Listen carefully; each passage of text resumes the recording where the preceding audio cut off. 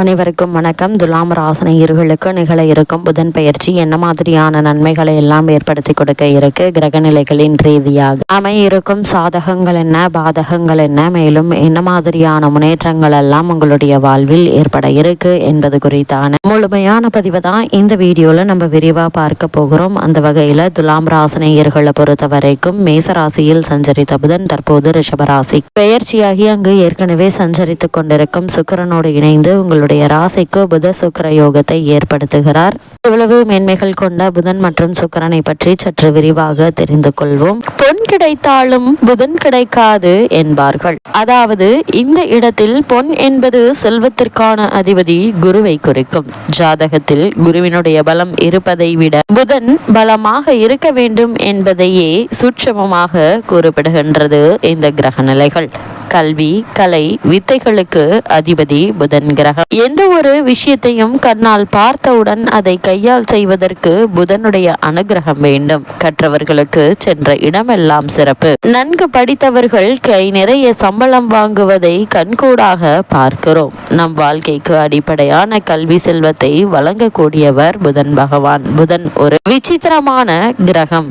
செவ்வாயை போலவே புதனும் இரு அதிபத்திய கிரகமாகும். ஜோதிட ஆச்சரியமாக மிதுனத்தில் ஆட்சி பெறும் புதன் ஆட்சி வீடான கன்னியில் உச்சம் பெறுகிறார். மீனத்தில் நீச்சமடைகிறார். அறிவு, ஞானம் இரண்டிற்கும் இவரே அதிபதியாகி படிப்பறிவு, பட்டறிவு இரண்டையும் மனிதனுக்கு உணர்த்துகிறார். விஞ்ஞானம், மெஞ்ஞானம் இரண்டிற்கும் காரணமாக திகழ்கிறார். அப்படிப்பட்ட புதன் பகவானை நாம் எவ்வாறு வணங்க வேண்டும் என்று பார்க்கும்போது புதன் பகவானை புதன்கிழமை என்றல்லாமல் நவகிரக புதன் பகவானை எந்த நாளில் வேண்டுமானாலும் வணங்கலாம். நவகிரகத்தை 9 முறை வலம் வந்து மனதார வேண்டிக் கொள்ளுங்கள். வேண்டியதெல்லாம் புதன் பகவான் தந்தருள்வார். புதன் பகவானை வழிபடுவதற்கு உகந்த கிரகம் புதன்கிழமை. உகந்த கிழமை புதன்கிழமை. புதன் பகவானுக்குரிய ராசி மிதுனம், கன்னி. இதே போல புதன் பகவானுக்குரிய திசை வடகிழக்கு என்றும், புதன் பகவானினுடைய அதிதேவதை மகாவிஷ்ணு என்றும் பிரத்யதி தேவதை ஸ்ரீமத் நாராயணன் என்றும் விவரிக்கிறது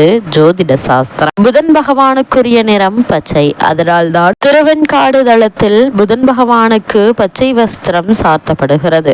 புதன் பகவானின் வாகனம் குதிரை. பச்சை பயிறு புதன் பகவானுக்கு விருப்பமான நைவேத்தியம் என்றும், வெண்காந்தம் மலர் கொண்டு அர்ச்சிப்பது சிறப்பு என்றும், அவருக்கான ஆபரணம் மரகதம் என்றும் விவரிக்கிறது திருவெண்காடு ஸ்தல புராணம். புதனுக்குரிய பரிகாரம் என்ன என்று பார்க்கும்போது 6 லக்னங்களில் பிறந்தவர்களில் புதனின் வலு குறைந்து பலவீனமாக இருப்பவர்கள், படிப்பில் மந்தமாக உள்ளவர்கள், சீர்காழிக்கு அருகில் இருக்கும் திருவெண்காடு எனும் ஊரில் கோயில் கொண்டிருக்கும் வேதாரணேஸ்வரரை புதன்கிழமையில் சென்று வழிபட்டால் நல்ல பலன்கள் கிடைக்கும். சென்னையில் இருப்பவர்கள் போரூரிலிருந்து குன்றத்தூர் செல்லும் வழியில் இருக்கும் கோவூரில் குடிக்கொண்டிருக்கும் சுந்தரேஸ்வரரை வணங்கினால் கூடுதலான பலன்களை பெறலாம். புதன் பகவானை வழிபடுவதற்கு ஏற்ற நாள் மற்றும் நேரம் என்ன என்று பார்க்கும்போது நோய் தீர்க்கும் திருத்தலம் என்று போற்றப்படுகிறது திருவெண்காடு. திருவெண்காடு புதன் பகவானை வழிபட புதன் பகவான் உச்சம் மற்றும் ஆட்சி பெறும் புரட்டாசி மாதமும் ஆட்சி பெறும் ஆனி மாதமும் புதன் பகவான் நட்சத்திரங்களான ஆயில்யம், கேட்டை, ரேவதி ஆகியவை வருகின்ற புதன்கிழமைகளில் புதன் ஓரையில் வழிபட்டு பரிகாரம் செய்வது மிக மிக சிறப்பானதாக அமைகிறது. அதே போல புதன்கிழமையில் புதன் ஓரை காலை 6 மணி முதல் 7 மணி வரையிலும், இரவு 8 மணி முதல் 9 மணி வரையிலும் புதன் பகவானை வழிபடலாம். அதே போல சுக்கிரனை பொறுத்த வரைக்கும் சுக்கிர பகவான் மாய மந்திரங்களுக்கும் தந்திர வித்தைகளுக்கும் அதிபதி என்பதால் தீய சக்திகளுக்கும் எதிர்மறை எண்ணங்களுக்கும் அஞ்சுபவர்கள் சுக்கிர வழிபாட்டால் பலன் பெறலாம். சுக்கிர பகவான் சுபமான யோக காரகன் எனப்படுவார். உலக வாழ்வில் எத்தனை சந்தோஷங்கள் தேவையோ அவை அனைத்தையும் நமக்கு தருபவர் சுக்கிர பகவான். குறிப்பாக மகிழ்ச்சியான மன வாழ்க்கை, குழந்தை பேறு அளிப்பவர் சுக்கிரன். அதற்கு அடிப்படையான தாம்பத்திய வாழ்க்கை மகிழ்ச்சியாக இருப்பதும் இவரது அனுகிரகத்தால் தான். சுக்கிர யோகம் அடித்தால் ஒருவர் குபேரனை மிஞ்சி யோக வாழ்க்கையை மேற்கொள்வர் என்கின்றது சாஸ்திரம். சுக்கிர பகவானுக்குரிய சுக்கிரவாரத்தில் சுக்கிரஹோரையில் சுக்கிர பகவானை பிரார்த்திப்பதும் வழிபடுவதும் விசேஷமானது என்கின்றது ஜோதிட சாஸ்திரம். அது மட்டுமில்லாமல் அஸ்வகொடியை கொண்ட அசுரர்களின் குரு சகலகலர்க்கும் மங்கள வாழ்வை அளிப்பவர் இவருடைய பார்வை இருக்க பாவங்களும் துக்கங்களும் காணாமல் போகும். பொன்னும் பொருளும் மலையென சேரும். கடன் தொல்லைகள் நீங்காத தரித்திரம் எல்லாம் சொல்லாமல் போகும் என்கின்றன புராணங்கள். நேந்திரன் பிறகு பார்கவன், சுகி, போகி, மகிழவன், வெள்ளி, கவி, அசுரகுரு, புகழ், கலத்திரக்காரகன், மலைக்கோள் என்றெல்லாம் போற்றப்படுபவர் சுக்கிரன். சுக்கிர பகவான் மாய மந்திரங்களுக்கும் தந்திர வித்தைகளுக்கும் அதிபதி என்பதால் தீய சக்திகளுக்கு எதிர்மறை எண்ணங்களும் அஞ்சுபவர்கள் சுக்கிர வழிபாட்டால் பலன் பெறலாம். இவ்வளவு மேன்மைகள் கொண்ட புதன் மற்றும் சுக்கிர பகவானை பொறுத்த வரைக்கும் உங்களுடைய ராசிநாதன் மற்றும் உங்களுடைய ராசிக்கு அஷ்டமாதிபதியுமான சுக்கிரனுடன் புதன் இணைகிறாருங்க. இதனால் உங்களுடைய ராசிக்கு புத சுக்கிர யோகம் ஏற்படுகிறது.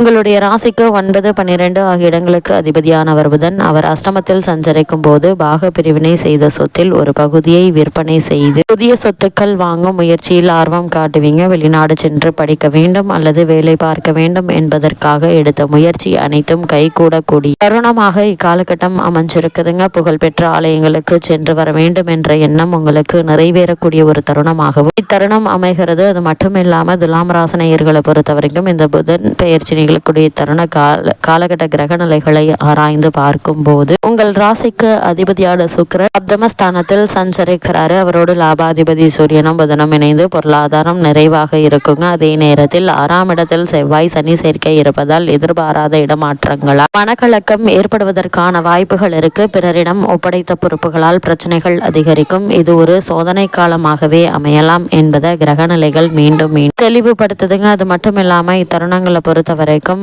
துலாம் ராசினியர்களுக்கு மேலும் என்ன மாதிரியான நன்மைகள் எல்லாம் ஏற்பட இருக்கு என்று பார்க்கும்போது குரு ராசியை பார்ப்பதால் ராசிநாதன் சுக்கிரன் சொந்த ராசியில் சுக்கிரன் நட்சத்திரத்தில் பலம் பெற்றிருப்பதாலும் எதிர்பாராத சுபகாரியங்கள் அல்லது நல்ல வாய்ப்புகள் மகிழ்ச்சி தருங்க. தன்னம்பிக்கை அதிகரிக்கும். போட்டித் தேர்வுகளில் வெற்றி கிடைக்குங்க. பாக்கியாதிபதி புதன் ராசியை பார்ப்பதும் நல்ல சிறப்பான பலன்களை தருங்க. துணிச்சலாகவும் வெற்றிகரமாகவும் முடிவெடுப்பீங்க. கடன் தொல்லைகள் தீரும். வாங்கிய முதலீடு நிறுவனங்கள் கேட்ட கடன் கிடைக்குங்க. தகவல் தொடர்புகள் நன்றாக இருக்கும். படைப்புகள், எழுத்து, சினிமா மூலம் லாபம் கிடைக்குங்க. அது மட்டும் இல்லாம துலாம் ராசினியர்களை பொறுத்த வரைக்கும் சனியோடு சேர்ந்து செவ்வாயினுடைய பார்வை ராசிக்கு இருக்கிறது. உறவுகள்ல கவனம் தேவை. எதையாவது பேசி வில்லங்கத்தில் மாட்டிக்கொள்ள வேண்டாங்க. ராசிக்கு உரியவனே அஷ்டமாதிபதி 8ல் பலமாக இருப்பதால் நீங்களே உங்களுக்கு சோதனைகள் வரவழைத்து கொள்ள வேண்டாங்க. கேது 11ஆம் பாவத்தில் இருப்பதால நண்பர்களுடன் எச்சரிக்கையோடு பழக வேண்டும். அவர்களுடன் எந்த விஷயத்திலும் அவர்களுடைய சொந்த விஷயத்தில் தலையிட வேண்டாங்க. நீங்கள் உங்களுடைய வேலை உண்டு என்றிருப்பது மிக மிக நல்லது. தருணங்கள்ல கிரகநிலைகளின் ரீதியாக கூறப்படும் பரிகாரம் என்ன என்று பார்க்கும்போது சனிக்கிழமை மகாலட்சுமிக்கு நெய் தீபம் ஏற்றி வைத்து வழிபடுங்க. எண்ணற்ற நன்மைகள் உங்களுடைய வாழ்வில் நிச்சயம் ஏற்படும்.